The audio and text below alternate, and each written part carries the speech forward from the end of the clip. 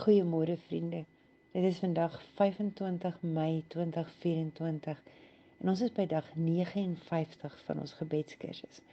Ons is besig om te kyk na die stam van Dan en meer spesifiek na die steen wat dan nou in die borsharnas van die priester was, wat hierdie stam verteenwoordig het. Nou, ons het voorheen gesê dat ons moet onthou dat die stam van Dan, of dan nou Dan wat die voorvader van hierdie stam was Jakob se 5de oudste seun by Bila, die slavin van Rachel. En Dan was nie tevrede met die grondgebied wat God aan hulle toegeken het nie. En hulle het self besluit om dan nou die reg in eie hande te neem en hulle eie grondgebied vir hulle te vat wat hulle mee gemaklik was. So hulle het mense geïntimideer, hulle het die reg in eie hande geneem, hulle het hulle autoriteit misbruik en hulle vernietig eventuele vredelewende volk wat geen kwaad aan niemand gedoen het nie, sodat hulle die stuk grond kan kry wat hulle wil hê en nie die stuk grond wat God vir hulle gegee het nie. Ons sien dat hulle maak afgodsbeelde, eintlik het hulle onregmatig hierdie afgodsbeelde bekom van Micha af. En hulle het hulle eie priesters aangestel en gedoen wat hulle wou doen. Hulle wou God nie dien op die manier wat God wou gehad het hulle moet hulle dien nie. Maar daar het ook 'n baie interessante ding in daardie selfde tyd gebeur.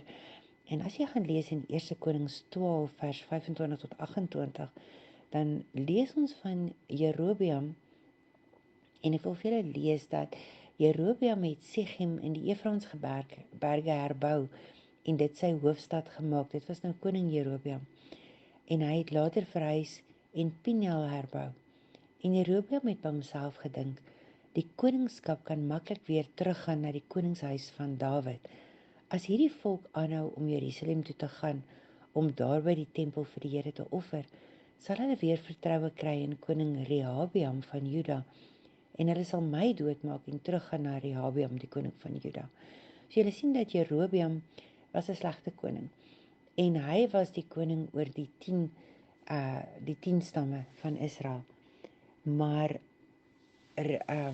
Rehabeam was die koning oor Juda. En dit was dan nou Juda met Benjamin gewees, die 2 stamme. En vers 28 sê, op advies van sy raadgewers het hierdie koning, dis nou koning Jerobeam, 2 goue beelde van kalwers gemaak. Hulle maak nou weer 2 goue kalwe. En hy sê toe, julle het nou lank genoeg Jerusalem toe gegaan, Israel. Hier is die gode wat julle uit Egipte gebring het.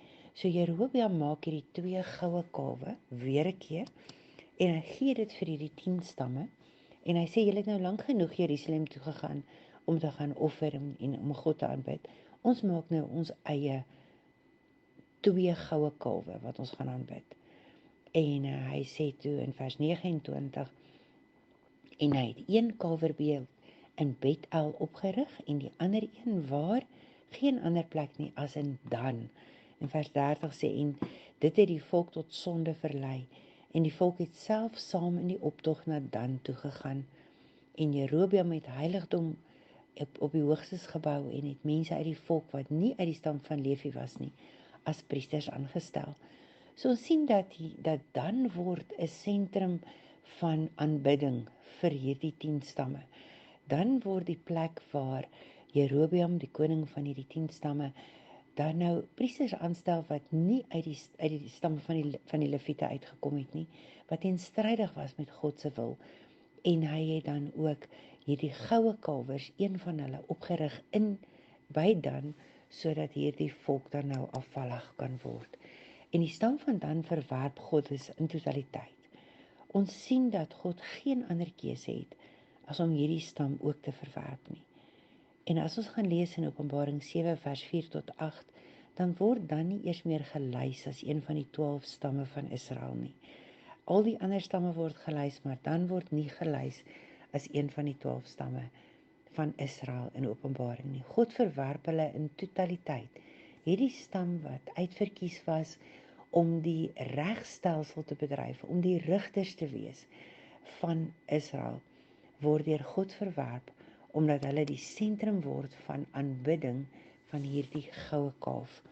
En as ons gaan lees, en ek wil julle terugvat na Genesis 49:16 toe, waar Rachel dan nou vir Dan sy naam gegee het en ook die gedeelte waar Jakob die seën uitgespreek het oor die stam van Dan, het hy gesê Dan sal reg spreek oor sy mense as een van die stamme van Israel. Die Classic Amplified sê Dan shall judge his people as one of the tribes of Israel. Maar ons sien dan dat hierdie stam van Dan, alhoewel hulle dan nou die regters was, of soos ons in die Bybel lees, die rigters was, het hulle regtig nie gedoen wat God wou hê hulle moet doen nie. Ons sien dat die bekendste, of seker een van die bekendste rigters wat ons van lees in die Bybel, is Simson. En ek seker julle weet almal van Simson.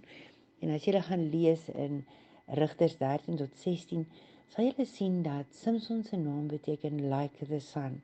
Hy het buitengewone krag gehad. Hy was baie, baie sterk geweest.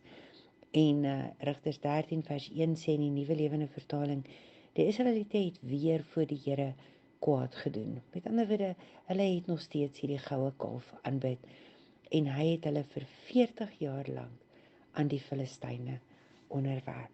So alhoewel hierdie stam van Dan gedink het hulle kan wegkom van die Filistyne, het God hulle nog steeds vir 40 jaar weer onderwerp aan die Filistyne, omdat hulle dan nou aangehou het om hierdie goue kalf te aanbid, aangehou het om hierdie afgodsbeeldjies te aanbid wat Micha dan vir hulle gemaak het, of dan nie eintlik vir hulle gemaak het nie, maar hulle het dit gesteel en gevat van Micha af. En ons lees in Rigters 13 vers 2 tot 5, en daar was 'n man in Sora met die naam Manoch, en hy was uit die stam van Dan. Sien julle, hy kom uit die stam van Dan, en sy vrou kon nie kinders hê nie.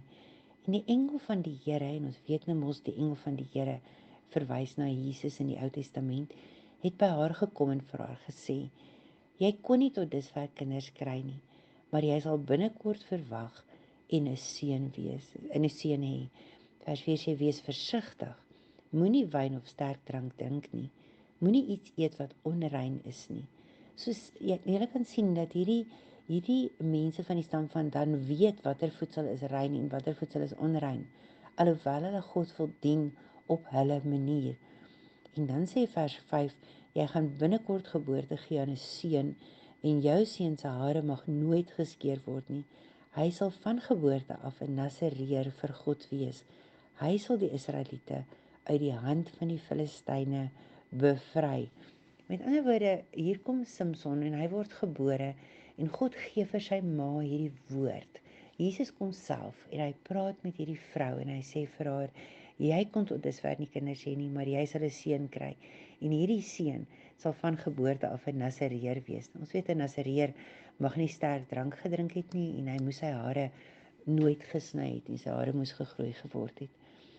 En dan lees ons verder in vers 6 tot 7 dat hy sê die vrou het vir haar man gaan vertel, daar het 'n man van God na my toe gekom.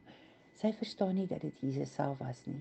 Sy het nie hierdie ek wil sê intimate kennis van Jesus nie. Sy ken hom nie. Sy weet nie, hier het 'n man van God na haar toe gekom. En sy sê dit was vreeslik. Hy het gelyk of hy 'n engel van God kan wees. En ek het nie vir hom gevra waar hy vandaan kom nie. En hy het ook nie vir my gesê wie hy is nie. En hy het vir my gesê, kyk, jy gaan verwag en 'n seun hê. En jy mag nie wyn of sterk drank drink nie. Moenie iets eet wat onrein is nie. Die seun sal van sy geboorte tot sy dood aan God gewy wees. So nou sien ons dat hierdie vrou hardloop na haar man toe.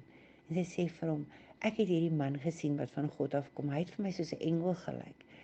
Maar ek het hom nie gevra wie hy is nie. Ek het nie vir hom gevra waar hy vandaan kom nie. Maar hy het vir my 'n boodskap gegee en hy het gesê, ek gaan swanger raak. Dis al wat sy hoor. Sy hoor nie regtig dat hy die volk gaan bevry of iets nie. Sy hoor net, ek gaan swanger raak. En sy is so bly, want sy kon nie swanger raak voorheen nie. En as ons dan in vers 8 lees van Rigters 13, dan staan daar in Manoach het tot die Here gebid, Here, laat asseblief tog die man van God wat U na ons gestuur het, weer na ons toe kom. Laat hy vir ons meer kom sê oor wat ons moet doen met die kind wat gebore gaan word. Dadelik glo Manoach. Hy is 'n gelowige man. Hy glo onmiddellik dat hierdie boodskap van God afkom. Vers 9 sê, God het Manoach se gebed verhoor, en God se engel het weer na die vrou toe gekom. En sy was op daardie oomblik in die veld en haar man Manoeg was toe nie by haar nie. En sy hardloop toe gou na haar man toe en sy sê vir hom, die man wat nou die dag by my was, het nou weer gekom. So sy gaan roep vir Manoeg.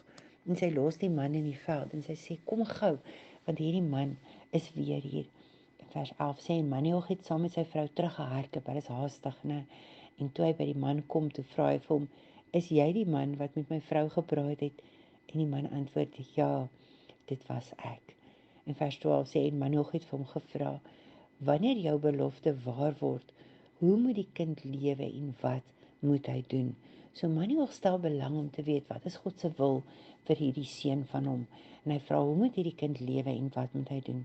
En vers 13 sê, en die engel van die Here het vir Manoeg geantwoord, sorg dat jou vrou alles doen wat ek vir haar gesê het. Sy mag nie iets eet wat van druiwe afkom nie, en sy mag nie wyn of sterk drank drink nie, en sy mag niks eet wat onrein is nie, en sy moet alles doen wat ek vir haar gesê het. En vers 15 sê, en toe sê Manoeg vir die engel van die Here, wag 'n bietjie hier, ek wil vir jou 'n bokkie gaan gaar maak om te eet. En vers 16 sê, ek sal hier wag, sê die engel van die Here vir Manoeg, maar ek sal niks eet nie. Jy kan wel 'n brandoffer gereed maak en dit vir die Here bring. In 'n ander woorde, bring 'n brandoffer vir die Here. Nie vir die goue kalf wat daar staan nie, maar bring 'n brandoffer vir die Here. En Manoeg het nie agtergekom dat dit die engel van die Here was nie. So alhoewel hy met Jesus praat, het hy nie besef dat dit hy was nie. In vers 17 sê, en Manoeg vra toe vir die engel, wie is jy? Wanneer dit gebeur soos jy gesê het, wil ons graag jou naam vereer.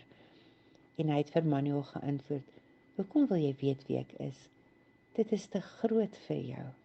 In vers 19 sê, Manoeg het toe 'n bokkie gereed gekry en dit saam met 'n graanoffer op 'n klip vir die Here geoffer. En terwyl Manoeg en sy vrou so staan en kyk, het iets wonderliks gebeur. Nou wat dink julle wat het gebeur? Iets wonderliks gebeur terwyl Manoeg nou die rek aan God 'n offer bring. Nie waai hy die goue kalf soos wat Jerobeam hulle beveel het nie, maar hy bring hierdie offer direk aan God. En vers 20 sê, toe die vlamme uit die altaar opskiet die lig in, het die engel van die Here in die vlamme opgestyg. En toe Manoeg en sy vrou dit sien, het hulle vooroor met hulle gesigte teen die grond neergeval. Hulle het nie agteroor geval soos Slain in the Spirit of iets van die aard nie. Hulle het vooroor met hulle gesigte op die grond neergeval. En Manoeg en sy vrou kon die engel nie meer sien nie. Manoeg het toe besef dat dit eintlik die engel van die Here was. En toe sê Manoeg vir sy vrou, ons gaan sekerlik nie bly leef nie. Ons het dan vir God gesien. Ons het dan vir God gesien. Ons lees dan verder in Rigters 15 vers 20, dat Samson later gebore is, en dat hy vir Israel vir 20 jaar lank gerig het. Hy was 'n regter vir 20 jaar in Israel. Hy sê, en hy het Israel gerig in die dae van die Filistyne, 20 jaar lank. Die Engelse Bybel, die Classic Amplified sê, and Samson judges Israel in the days of the Philistines 20 years. So, ons moet onthou dat God rig hierdie volk dan op om sy regters te wees. God rig hierdie volk op. Hy stuur selfs vir Samson om 'n regter te wees, om hulle te rig, om vir hulle koers te gee. Maar hulle lei die volk in die afgrond in. Hulle lei die volk na die goue kalf toe. Hulle lei die volk weg van God af. En as ons in Judas 1 vers 4 in die Nuwe Lewende Vertaling lees, dan staan daar, ek wil julle herinner, al weet julle al hierdie dinge, dat die Here sy volk uit Egipte bevry het, maar later tog die vernietig het, wat nie wou glo nie. Ons moet onthou, die Engelse Bybel is Judas 1 vers 4, die Afrikaanse Bybel Judas 1 vers 5, waar Judas vir ons sê dat God het sy hele volk uit Egipte bevry, maar God het ook die vernietig wat nie wou glo nie. So sien ons dat die stam van Dan nie meer deel is van die volk van God, as ons in Openbaring lees nie. Hulle wou nie doen wat God wou gehad het nie. Hulle wou doen wat hulle self wou doen. En ons moet vandag versigtig wees dat ons nie in dieselfde slag gaan trap nie. Ons moet doen wat God wil hê ons moet doen. Ons moet nie ons eie afgodsbeelde maak nie. Ons moet nie ons eie kerke maak en ons eie rituele maak nie. Ons moet doen dit wat God wil hê ons moet doen. Ons moet ons lewe rig volgens die wil van God en nie volgens die wil van mense nie. Nou kom ons bid saam. Hemelse Here, baie baie dankie dat ons vanmôre kan ons hande ophef en U naam groot maak en sê dat U is waarlik die God wat ons wil aanbid. Here, ek bid vandag dat U alle mensgemaakte tradisies van ons sal wegvat. Dat ons by 'n punt sal kom waar ons U sal dien soos wat U wil hê ons U moet dien en nie soos wat ons wil nie. Ons bid dit in die naam van Jesus en ons loof U daarvoor. Amen.